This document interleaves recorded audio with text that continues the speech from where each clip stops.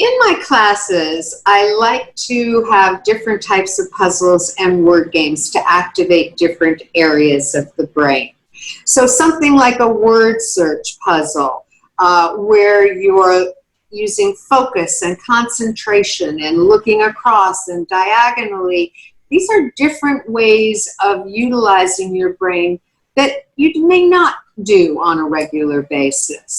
Other types of puzzles activate connective areas in the brain. I'm going to give you one that connects the two words. You have to give me a third word that connects these two. I don't know if you can see this, but this one is called The Answer is Key.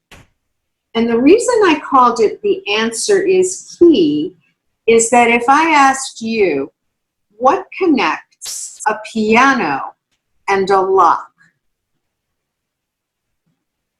A piano and a lock are both connected by the word key. What? Key. Oh, key. Key. A lock and key, and the piano has keys. So we're extending our understanding of what the words mean, and very often it involves double meanings. The reason that I called this sheet The Answer is Key is that I've asked the question, what word connects piano and lock? Okay, the word key is the link because there's keys on a piano and you use a key to open a lock. So I've made some connections between words, and what I'd like you to do is to give me the word that does connect the two.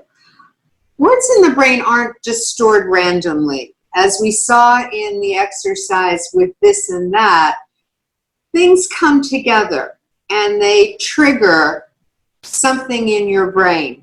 And it may come from different areas of your brain, but that's where connections, associations, and learning come. So let's try a few of these, see how you do. If I am asking you, what word connects the word ship and cards? C-A-R-S? C-A-R-D-S. Cards. Ship, like a boat, and cards, cards. The deck? Deck. Very good. Good. Very good. I didn't have Nice. that one yet. Nice. How about tree and dog? House. Treehouse. That works. That works. Uh-huh. That way, There's something. you know, I usually say half credit. It's not the one that I thought, but, you know, it's definitely there. Tree and dog. Okay, let's think about tree and dog, aside from the commonality of doghouse and treehouse. Tree and dog. They're both made out of Trunk. wood. Not always. Well, no, but you're on the right track. I'm onto something. Wood-eye, woody, wood dog. They have a trunk, they know. No. They pause for a breeze. They're wind generators. When a dog wags its tail, it's like the breeze in the trees. This is such creative thinking. I love the way you guys extend it. You're clever. Thank you. What does Covering up our dumbness. Here's a clue.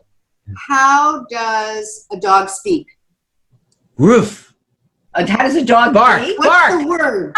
Bark. Bark and bark. Tree bark. Dog. Of course. Okay. Got it. Clearly, we're going to have to do more homework on this one. There are 18 of these. I'll give you one more. Okay. Okay. I'm looking for my favorite one. I'll give you one that my grandson made up. Baseball and pancake. Oh. Batter! Batter. Very good. Well done. I have a question for you. I recently read that crossword puzzles are very good for the brain until they become easy. Yes. Okay, so talk to me about some of these games we see in the newspaper, we see online, we have on our phones. Which of those actually help and which are just sort of mental masturbation, really don't help feel good? I think a variety of all of them is good. The best ones challenge areas either that you need to develop, because doing crossword puzzles all the time, you're going to get very good at crossword puzzles. And here's how you can add extra weight. Like when you're exercising, you want to add some weight or do more reps. When you're doing a puzzle, you can either try to do it quicker. So if you usually do, say, a jumble in 10 minutes from the newspaper, can you do it in 7? You put yourself into a little bit more of a time crunch. So you have to think faster. You have to be sharper. What games challenge different parts of the brain? So if you're going to play a variety of games, what are the best variety of games to play so that, like working a muscle all around in many different ways? Yes. Brain. Okay. A lot of people don't do mazes.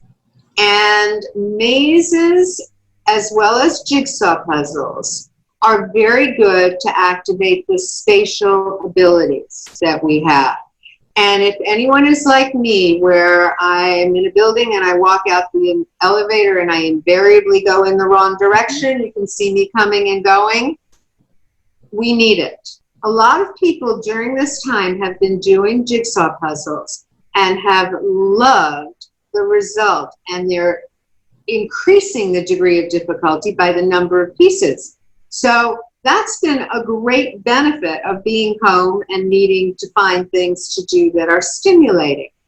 But still, a game like Words with Friends, which is a Scrabble game that you play online with people, it's a great way to communicate. Socializing is so important, especially in this time of isolation, but at any time. So you can chat, you know. So I play with a cousin in Colorado. I play with a friend in England. I play with my neighbor. So it doesn't matter where you are. Mm-hmm. And, you know, if you're both on at the same time, you can play. I know a lot of people have been playing bridge or canasta online. That's another great thing. Card games exercise all sorts of abilities. Just because it's numbers is not necessarily math. Bridge is a whole new language that you have to learn bidding. Mm-hmm. All of these things can be great mental stimulation. So all of these things that you do, especially if there is novelty, will exercise your brain.